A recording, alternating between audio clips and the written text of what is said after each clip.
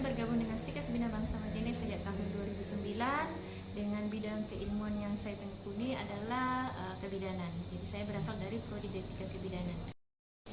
Baik, pada kesempatan ini saya akan menyampaikan PDD UKT-PT pada bidang pengajaran saya pada mata kuliah asuhan kebidanan persalinan bayi baru lahir, bayi dan balita. Mata kuliah ini memiliki bobot SKS sebanyak 5 yang terbagi atas teori 3 SKS dan praktik 2 SKS. Mata kuliah ini sendiri merupakan mata kuliah wajib diprogram oleh mahasiswa D3 Kebidanan pada semester 3. Dan kemudian mata kuliah ini merupakan mata kuliah tim yang dibawakan oleh saya sendiri dan teman saya yang bernama Ibu Hasmidar SST MKM. Nah, setelah mengikuti mata kuliah ini diharapkan mahasiswa akan mampu menguasai konsep asuhan bersalin secara menyeluruh. Mahasiswa mampu menguasai metode, teknik dan prosedural asuhan kebidanan pada ibu bersalin, bayi baru lahir, bayi dan balita, serta dapat melakukan role play asuhan ibu bersalin pada pantong. Adapun metode pembelajaran yang biasa kami gunakan dalam mata kuliah ini biasanya kami kombinasikan. Ada ceramah, presentasi, diskusi, role play, ada demonstrasi, simulasi, dan terakhir ada case based learning. Adapun CPMK dari mata kuliah ini yang pertama pengetahuan, yaitu C8 menguasai metode, teknik dan prosedural asuhan kebidanan persalinan bayi baru lahir, bayi dan balita. Kemudian yang kedua sikap, yaitu A11 mampu menjalankan praktik kebidanan sesuai dengan kompetensi, wewenang dan kode etik profesi. Selanjutnya yang terakhir, yang ketiga, keterampilan khusus atau di sini P1 mampu melakukan atau memberikan asuhan kebidanan pada masa persalinan normal bayi baru lahir, bayi dan balita sesuai dengan standar kompetensi bidang vokasi. Adapun asesmen untuk mata kuliah ini terdiri dari 10% untuk kehadiran, kemudian 15% untuk penugasan, kemudian 25% untuk UTS dan 50% untuk UAS. Nah, untuk UASnya sendiri karena ini mata kuliah ada praktikumnya, jadi saya bagi dua. Jadi 15% untuk penilaian praktikum di lab, kemudian 35% untuk soal studi kasus. Adapun bagaimana cara saya memberikan materi pada mata kuliah ini, khusus untuk video kali ini saya akan membahas pokok bahasan asuhan kebidanan ibu bersalin kelas 3. Nah, untuk pokok bahasan ini pembelajarannya saya laksanakan di laboratorium. Jadi metode pembelajaran yang saya gunakan itu ada beberapa metode dengan kombinasi mulai dari ceramah, presentasi, kemudian ada simulasi atau demonstrasi. Nah, mahasiswa dalam satu kelas itu kita sudah bagi dalam beberapa kelompok kecil. Untuk video ini saya memilih kelompok 2 ya untuk melakukan proses belajar mengajar di lab. Jadi diharapkan setelah menyelesaikan pertemuan ke-11 ini mahasiswa akan mampu mengenali tanda-tanda pelepasan plasenta, akan mampu melakukan manajemen aktif kala 3, dan yang terakhir adalah mahasiswa akan mampu menegakkan diagnosis dan memberikan penilaian klinis terkait asuhan persalinan kala 3. Nah, selanjutnya untuk kegiatan pembelajaran di pertemuan ke-11 ini dibagi menjadi 3 tahap. Yang pertama yaitu pendahuluan, di mana dosen akan membuka kelas, kemudian mereview pembelajaran pertemuan yang lalu dan serta menyampaikan capaian pembelajaran untuk hari ini. Nah, yang kedua untuk tahap penyajian, di sini dosen akan menyampaikan atau menyajikan materi singkat terkait definisi dari persalinan kala 3, kemudian tanda-tanda pelepasan plasenta, kemudian yang ketiga adalah manajemen aktif kala 3 itu seperti apa, dan untuk prosedurnya sendiri atau penata laksanaannya itu akan dilakukan secara demonstrasi atau simulasi dengan mengajak mahasiswa untuk ikut berpartisipasi dalam kegiatan simulasi atau demonstrasi tersebut.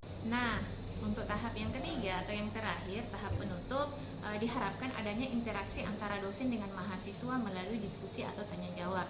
Nah, sebelum dosen mengakhiri pertemuan, untuk menilai ketercapaian pembelajaran hari ini, dosen akan melakukan penilaian atau pengevaluasi satu persatu mahasiswa melalui simulasi asuhan persalinan kala 3.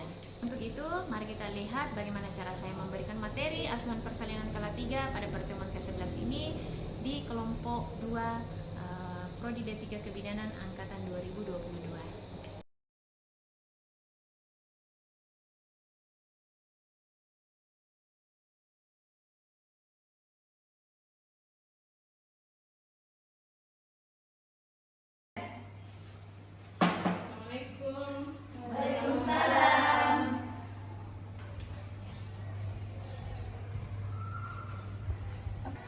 Bismillahirrahmanirrahim. Assalamualaikum warahmatullahi wabarakatuh. Waalaikumsalam warahmatullahi wabarakatuh. Bagaimana kabarnya hari ini? Baik. Oke, jadi hari ini kelompok 2 ya yang praktikum di lab untuk mata kuliah asuhan persalinan dan bayi baru lahir. Jadi hari ini kita akan mempraktikkan materi kelanjutan yang kemarin ya. Masih ada yang ingat materi yang kemarin?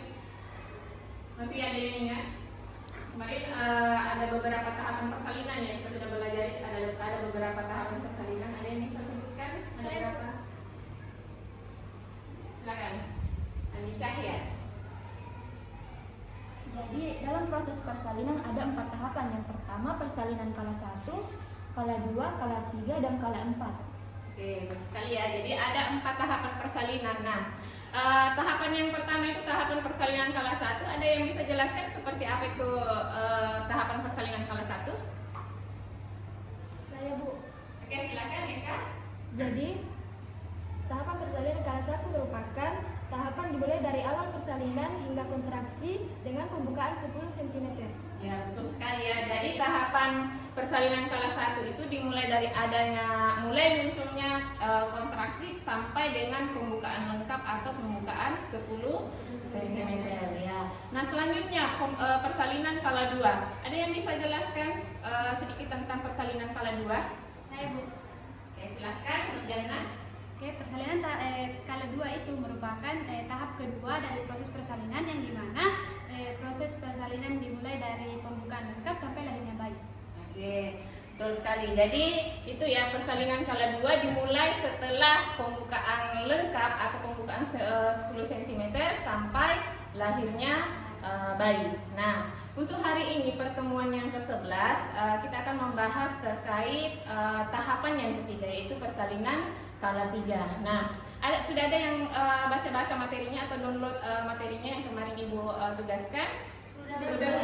Sudah. Oke, nah sekarang ada tidak yang bisa kasih gambaran sedikit tentang persalinan kala 3?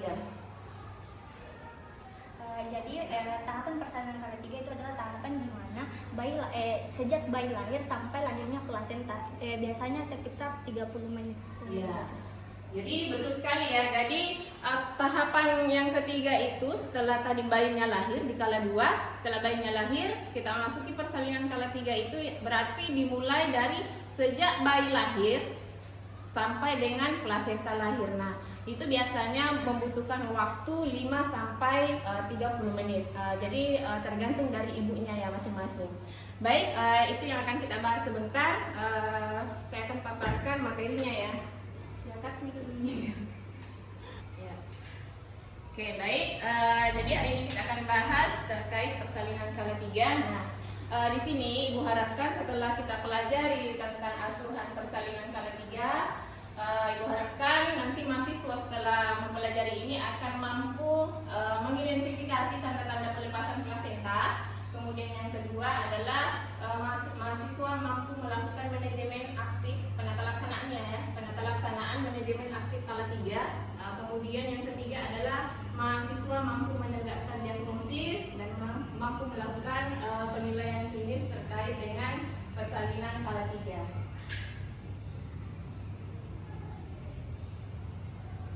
Oke, nah tadi sudah ada yang menjelaskan ya terkait apa itu persalinan kala 3. Jadi bisa dilihat di atas, persalinan kala 3 itu merupakan tahap ketiga dari persalinan yang berlangsung sejak bayi lahir sampai dengan plasenta lahir ya. Nah, untuk secara keseluruhan itu membutuhkan waktu sekitar 5 sampai 30 menit. Nah, lewat dari 30 menit biasanya itu sudah masuk kategori retensio plasenta. Ya, jadi batasan dari kala 3 itu adalah 30 menit ya. Jadi kalau lewat itu sudah didiagnosis ibunya ibunya atau pasiennya sudah didiagnosis sebagai retensio plasenta. Oke, selanjutnya. Nah, ini ada beberapa hal pada saat kita mau melakukan tindakan atau asuhan persalinan kala 3, itu ada beberapa hal yang harus kita perhatikan. Di sini kita harus memperhatikan tanda-tanda pelepasan plasenta. Jadi ada 3 tanda-tanda pelepasan plasenta. Yang pertama itu perubahan bentuk uterus yang lebih ke globuler. Globuler itu adalah uterus nampak bundar, ya, kalau disentuh atau diraba, dilakukan perabaan itu bundar, keras, bulat. Nah, itu karena adanya kontraksi uterus, ya, seperti itu. Kemudian adanya semburan darah secara tiba-tiba, ya, ada semburan darah secara tiba-tiba. Kemudian tanda yang berikutnya adalah tali pusat semakin lama semakin memanjang. Jadi ketika sudah ada tanda-tanda dari pelepasan plasenta, berarti kita sebagai bidan atau penolong di situ harus siap-siap untuk melakukan pengeluaran plasenta, ya, seperti itu.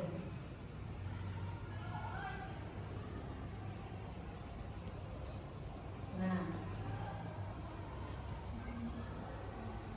oke, selanjutnya untuk manajemen aktif kala 3 sendiri ada 3 hal yang harus kita perhatikan, ya, atau ada 3 prosedur yang terdapat di dalamnya, ya, di manajemen aktif kala 3. Yang pertama adalah menyuntikkan oksi.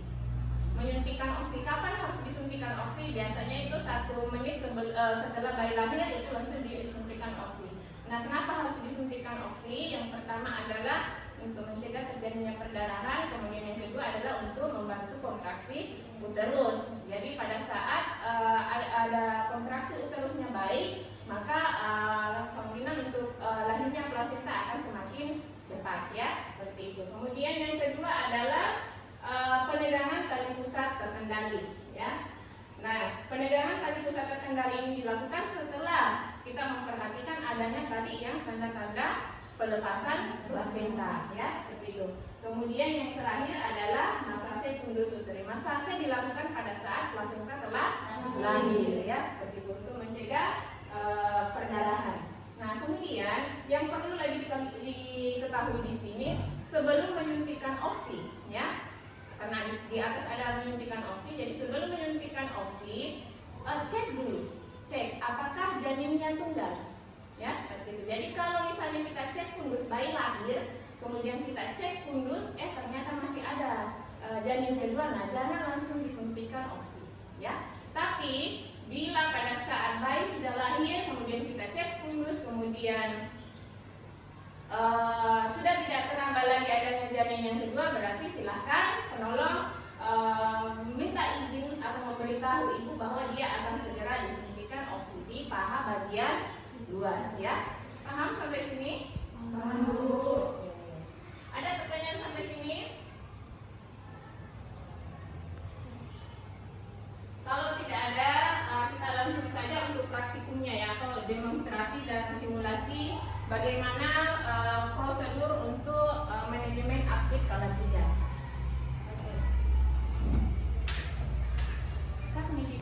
Oke, baik.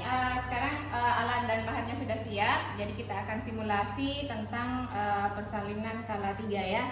Jadi ini merupakan kelanjutan dari persalinan kala 2, ya. Jadi di sini seolah-olah nanti penolongnya atau bidan dalam hal ini sudah lengkap, ya, dengan APD-nya.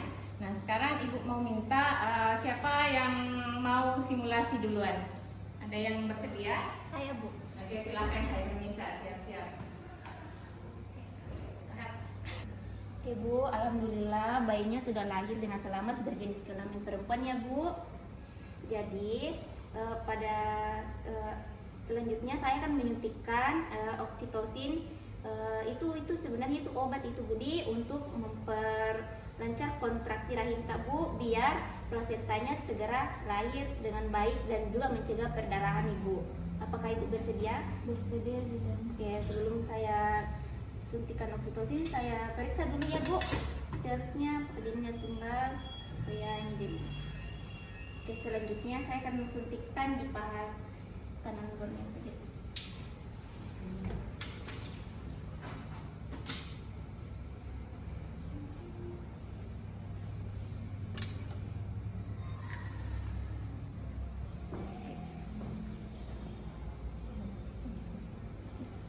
permisi ya Bu. Oke, yang perlu kalian perhatikan di sini pada saat menyuntikkan oksitosin, menyuntikannya itu secara IM. Apa itu IM? Intramuskular. Jadi 90 derajat. Oke, silahkan diaspirasi dulu. Tarik. Oke.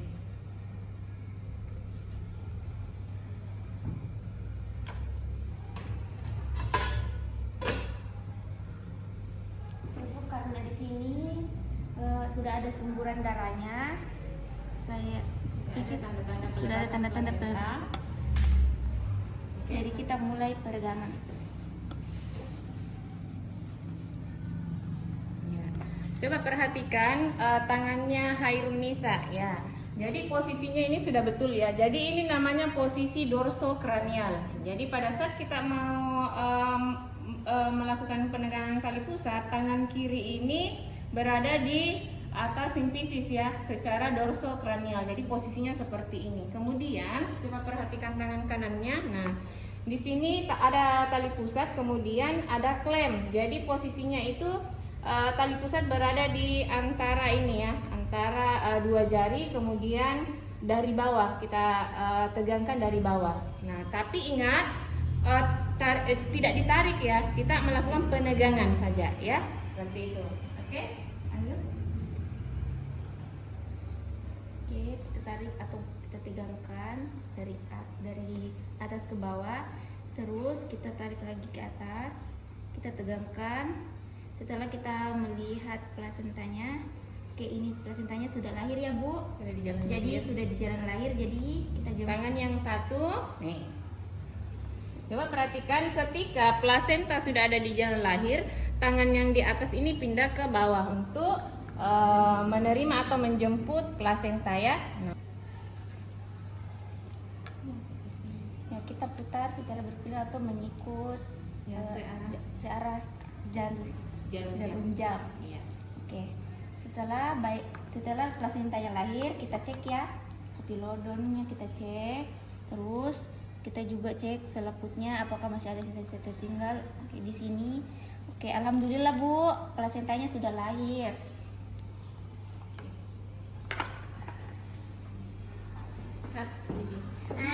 Oke, jadi itulah tadi hasil simulasi atau demonstrasi dari temannya Hairunisa dengan Norisa. Harisa ya. Sampai sini ada pertanyaan tadi dari tindakan manajemen aktif kala 3. Jadi yang perlu diperhatikan itu adalah ada 3 tahapan ya. Jadi menyuntikkan oksi. Sebelum menyuntikkan oksi, cek dulu apakah janin tunggal atau ganda. Kalau tunggal silahkan lanjutkan suntik oksi. Kemudian yang kedua melakukan PTT atau penegangan tali pusat terkendali. Kemudian yang ketiga adalah masase uterus. Nah, pada saat masase uterus itu sebenarnya bisa kita anjurkan ke ibunya atau ajarkan anggota keluarga untuk masase uterus sambil bidan melakukan atau melakukan perawatan pada ibu atau bayi baru lahir. Nah, ada yang ingin bertanya sebelum kita lanjut? Oke, silakan Prasti. Apa saja yang perlu diperhatikan saat plasenta telah lahir? Oke.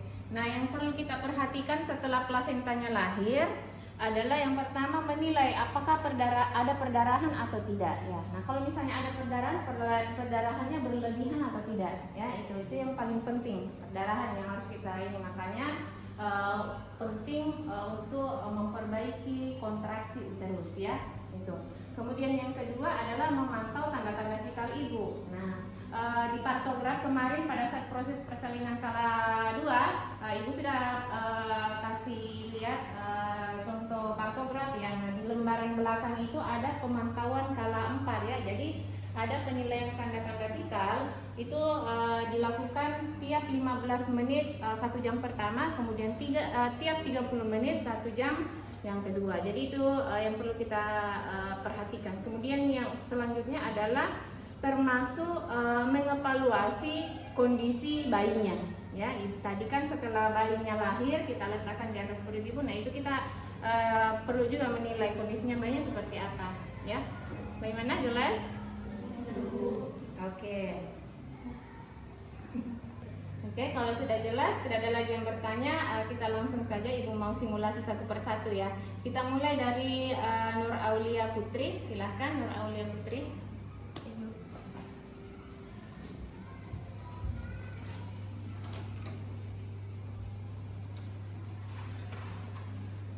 Yang pertama kita menggunakan ATD.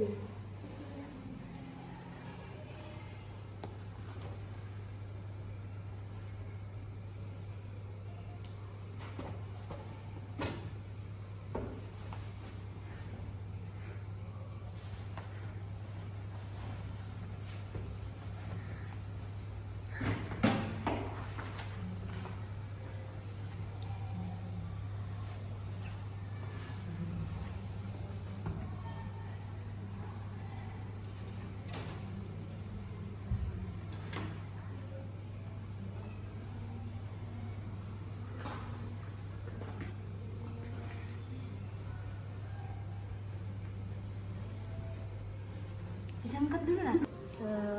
Jadi Ibu Hasmi karena sudah lahir nih anakta jenis kelaminnya perempuan, jadi saya mau suntikkan obat yang dimana obat ini namanya oksitosin, yang dimana tujuannya ini obat Ibu supaya mencegah perdarahan dan juga untuk memperbagus kontraksi uterusnya Ibu. Iya, bersedia Ibu? Iya Bu. Oke, saya cek duluannya di Bu kali ya. Permisi Bu. Oke, baik. Jadi janinnya Ibu tunggal. Saya akan suntikan oksitosin. Permisi ya Ibu ya.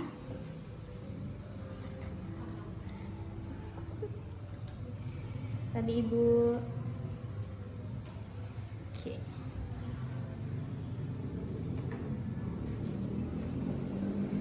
Jadi Bu, saya akan melakukan penegangan tali pusat terkendali.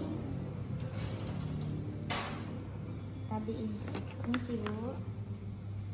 Yang pertama kita menegangkan tali pusat ke arah bawah, dari atas ke arah bawah. Kemudian kita tegangkan lagi dari arah bawah ke arah atas. Kemudian jika kita telah plasenta telah terlihat di vulva, kemudian tangan kita menjemput plasenta, kemudian kita jemput plasenta dan kita putar searah jarum jam sampai plasentanya lahir. Nah, saat plasenta lahir, kita mengecek plasenta, kita perhatikan apakah kotiledon lahir lengkap dan juga selaputnya, apakah selaput lahir lengkap atau masih ada yang tertinggal di dalam uterus. Nah, kemudian setelah kita mengecek kotiledon dan selaput plasenta, kemudian kita melakukan masase di perut Ibu untuk mencegah terjadinya perdarahan dan memperbagus kontraksi uterus.